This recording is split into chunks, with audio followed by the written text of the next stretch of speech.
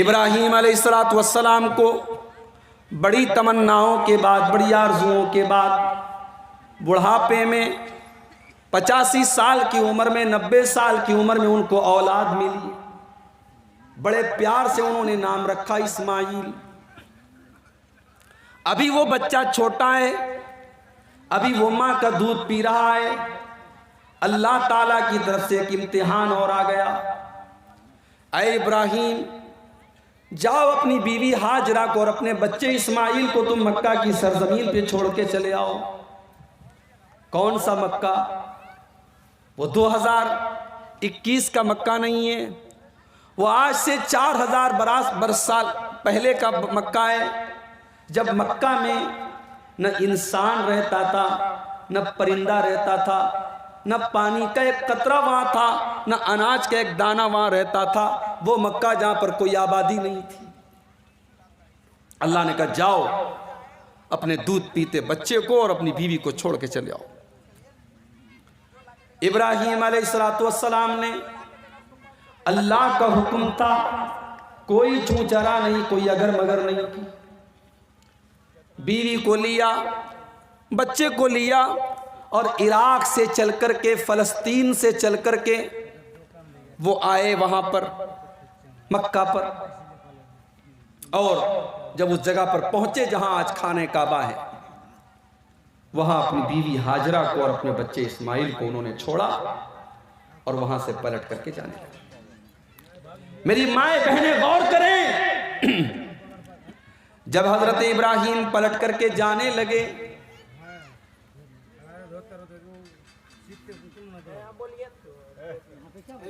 ایسے بات کریں گے تو میں کیسے بولوں گا؟ آپ لوگ یا تو کہیں دور جا کے بات کیجیے، اسٹیج پر بات مت کیجیے۔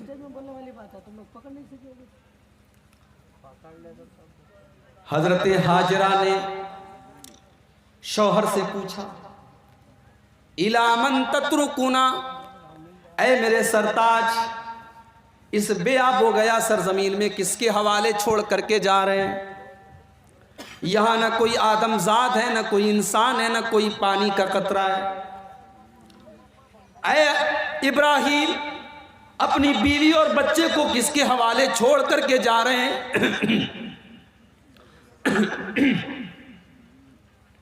حضرت ابراہیم نے آسمان کی طرف انگلی دکھائی۔ حضرت ہاجرہ نے کہا اللہ امرک بہذا، اے میرے سرتاج کیا یہ اللہ کا آرڈر ہے؟ کیا یہ اللہ کا حکم ہے؟ کیا اللہ نے آپ کو یہ حکم دیا ہے کہ آپ اپنے بیوی بچے کو چھوڑ کر کے جائیں؟ کہا کہ ہاں اے میری بیوی، یہ اللہ کا آرڈر ہے۔ اب اس عورت کا ایمان دیکھو میرے بھائیوں، کہتی ہے اذن لا یضیعن اللہ ابدا، اے میرے سرتاج اگر یہ اللہ کا حکم ہے تو آپ شوق سے چلے جائیے، اللہ تعالیٰ ہمیں برباد نہیں کرے گا۔ اگر اللہ کا حکم یہ ہے تو اللہ کی یہ بندی تیار ہے، اللہ تعالیٰ اپنے بندوں کو رسوا نہیں کرے گا، بندوں کو ذلیل نہیں کرے گا۔ اس کو کہتے ہیں ایمان، اس کو کہتے ہیں اللہ کی ذات کے اوپر بھروسہ۔ اس کے بعد حضرت ابراہیم تھوڑی دور آگے بڑھے، آسمان کی طرف ہاتھ اٹھایا اور کیا دعا کرتے ہیں؟ ذرا دعا کے الفاظ پر غور کرو۔ ربنا انی اسکنت من ذریتی بواد غیر ذی زرع عند بیتک المحرم ربنا لیقیموا الصلاۃ، اے میرے رب میں اپنے بچے کو، اپنی بیوی کو تیرے گھر کے پاس چھوڑ کر کے جا رہا ہوں جہاں اناج کا ایک دانہ بھی نہیں ہے، پانی کا ایک قطرہ بھی نہیں ہے۔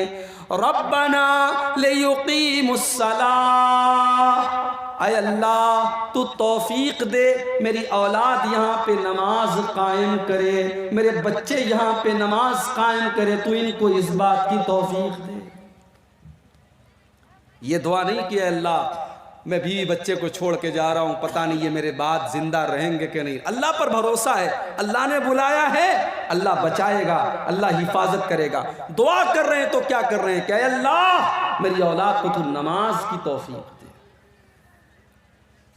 آج ہماری آنکھوں کے سامنے ہمارے بچے نماز نہیں پڑھتے، اور ہم ان کو نماز پڑھنے کے لیے بولتے تک نہیں ہیں، اور بولیں گے کس منہ سے؟